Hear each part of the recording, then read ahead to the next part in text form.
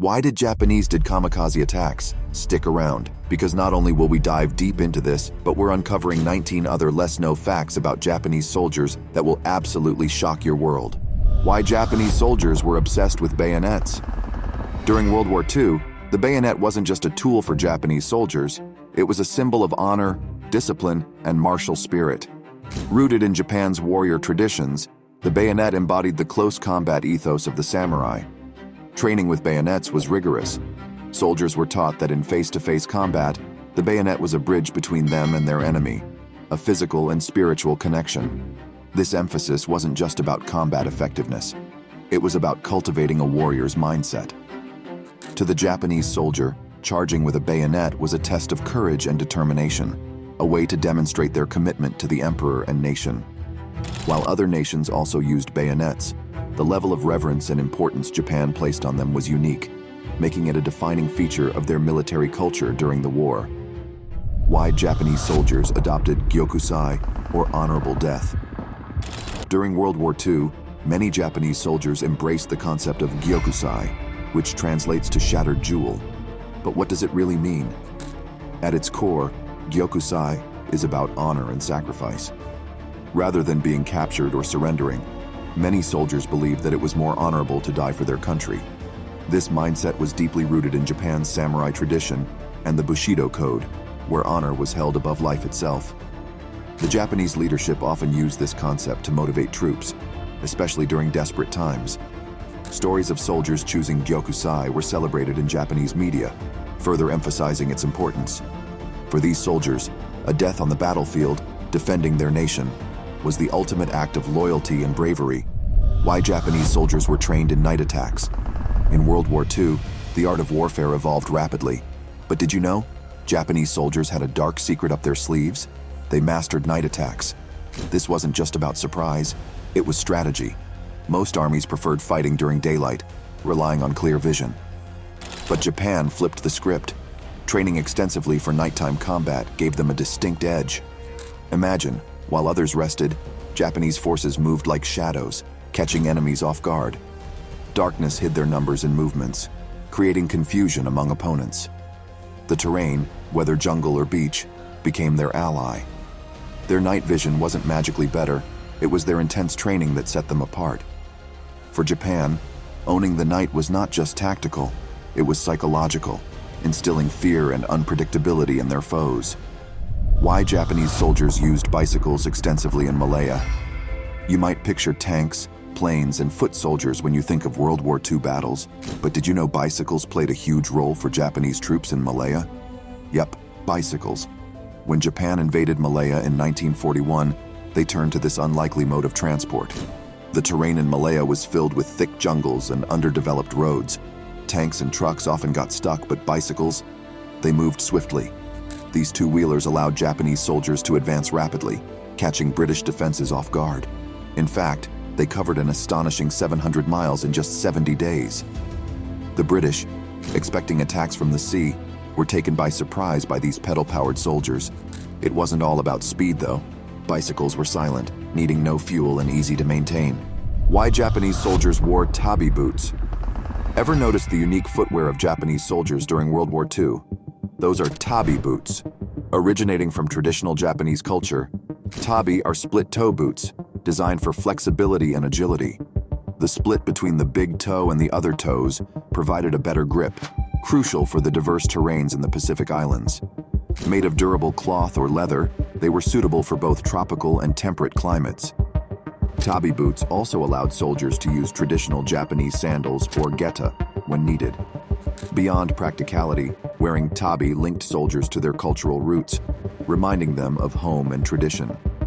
So it wasn't just about combat efficiency, it was a blend of heritage and practicality.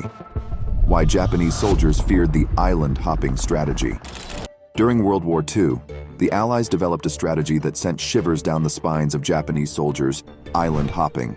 Instead of capturing every Pacific island, the Allies would leapfrog from one strategic island to another, bypassing and isolating Japanese strongholds. This smart move saved resources and time. For the Japanese, this meant that even with fortified positions on some islands, they could be simply ignored, left isolated, and rendered ineffective. Supplies would run low, and reinforcement became a distant dream. Moreover, each successful hop brought the Allies closer to Japan, increasing the pressure and decreasing Japan's defensive space. For the Japanese soldier on a bypassed island, the fear was real. Watching the enemy pass by, knowing they were left behind, stranded, and their homeland was the next target. Why Japanese soldiers employed balloon bombs.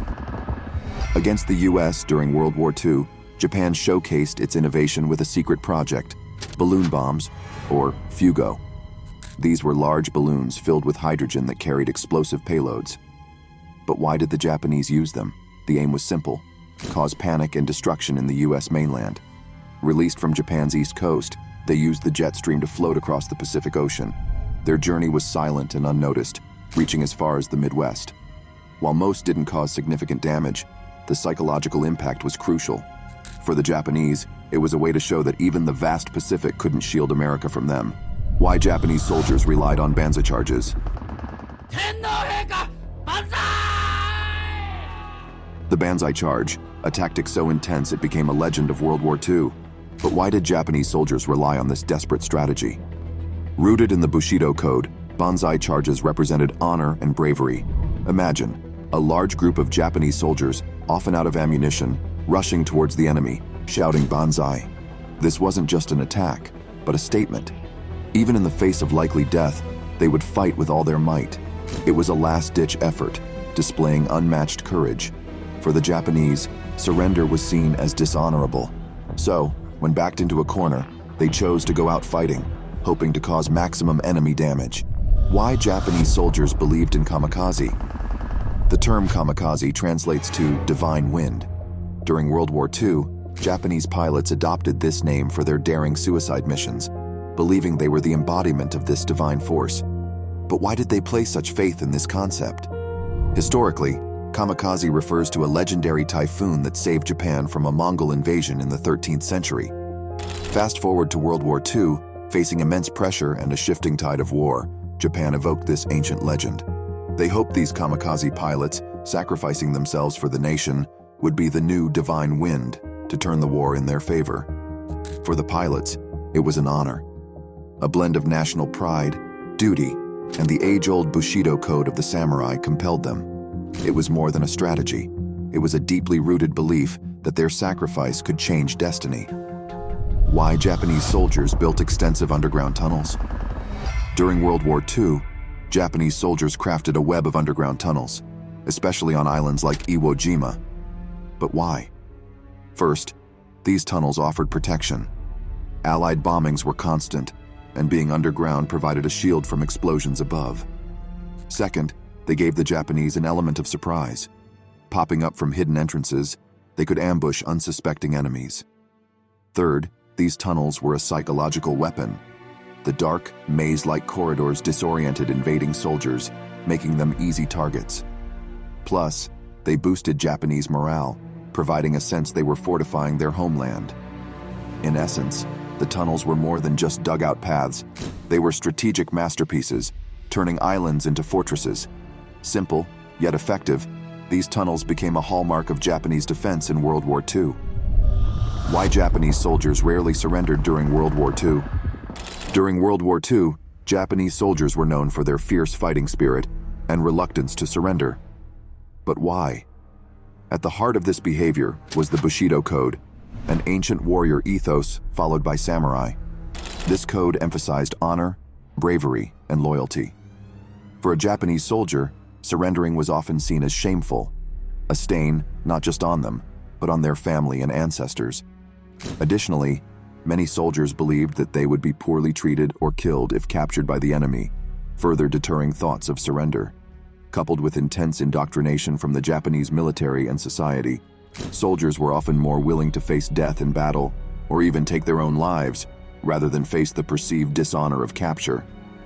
This deep-rooted mindset made the Pacific War particularly brutal and relentless. Why Japanese soldiers worshipped at Yasukuni Shrine during World War II?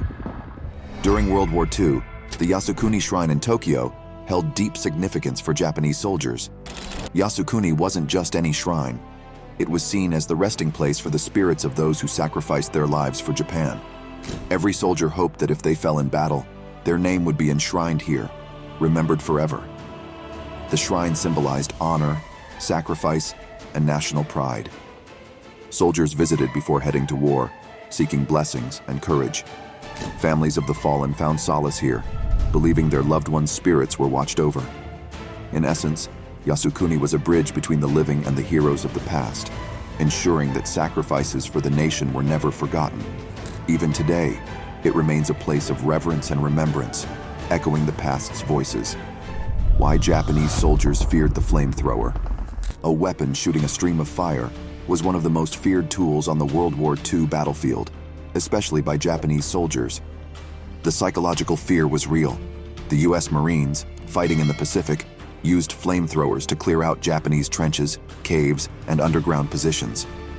The intense heat not only posed a direct threat, but it also consumed the oxygen, making survival tough. For the Japanese, it wasn't just about the flames. The flamethrower symbolized an unstoppable force that could penetrate their best defenses. Why Japanese soldiers adopted jungle warfare tactics. During World War II, the vast jungles of Southeast Asia and the Pacific Islands became battlegrounds. Japanese soldiers, quickly realizing the challenges these thick forests posed, adapted with unique jungle warfare tactics. Instead of traditional open-field strategies, they embraced the dense foliage, using it for cover and ambush. These tactics allowed them to hide, strike, and retreat seamlessly, taking advantage of the unfamiliar terrains to confuse Allied forces. They also built concealed bunkers and tunnels, turning the jungles into fortified mazes. This made it incredibly difficult for their enemies, who often lacked the training in jungle warfare, to predict Japanese movements or locate their hidden bases. In essence, by embracing the jungle, Japanese soldiers turned nature into an ally, leveraging its unpredictability to gain a strategic advantage. Why Japanese soldiers preferred light tanks. During World War II, Japanese forces favored light tanks. But why? The answer lies in Asia's diverse terrains. Dense jungles, narrow roads, and rugged landscapes meant that heavy tanks could be cumbersome. Light tanks, like the Type 95 Hago, were nimbler and easier to maneuver. They could quickly traverse bridges, ford streams, and navigate through tight spots. These tanks also had a simpler design, making them quicker to produce. While they lacked the heavy armor and firepower of their Allied counterparts, their speed and adaptability were seen as compensating factors. For the Japanese strategy, which often involved quick strikes and mobile warfare, especially in places like China and Southeast Asia, these light tanks fit the bill perfectly. However, when facing heavier Allied tanks, they faced challenges. Still, for the terrains and tactics Japan employed, light tanks were a preferred choice. Why Japanese soldiers embraced the concept of Mokusatsu. During World War II, Japanese soldiers and leaders had a unique way of dealing with certain situations, Mokusatsu. This word, which translates to kill with silence, meant not commenting or choosing to ignore certain issues. Rather than an act of disrespect, it was a strategic decision to maintain ambiguity or buy time. The term gained international attention towards the war's end, when Japan responded with Mokusatsu to the Allies' Potsdam Declaration, which demanded Japan's unconditional surrender. Instead of a direct answer, Japan remained silent, leading to some misunderstandings. Mokusatsu illustrates the cultural and communicative differences between nations during the war and reminds us of the importance of clear dialogue and diplomacy. Why Japanese soldiers practiced deep-sea diving operations. During World War II, Japanese forces explored unique tactics to gain an edge. One such approach was deep-sea diving operations. Now you might wonder, why deep-sea diving in a war? Well, the answer lies in sabotage and reconnaissance. By training soldiers to dive deep, Japan aimed to discreetly inspect enemy ships, plant explosives, or gather intel without being detected. This stealthy approach allowed them to target Allied vessels, especially when docked. It was all about surprising the enemy. Using basic diving gear and sheer willpower, these divers faced enormous risks. But for Japan, the potential payoff, a crippled enemy ship or valuable intel, was often worth the gamble. This little-known tactic showcases the lengths nations went to during the war, always innovating and adapting to the ever-evolving face of conflict. Why Japanese soldiers trusted the Shinyo suicide boats during World War II.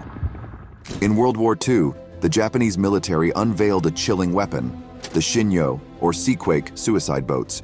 These were small, motorized vessels packed with explosives, piloted by brave soldiers ready to sacrifice their lives for their nation. But why did soldiers trust these boats?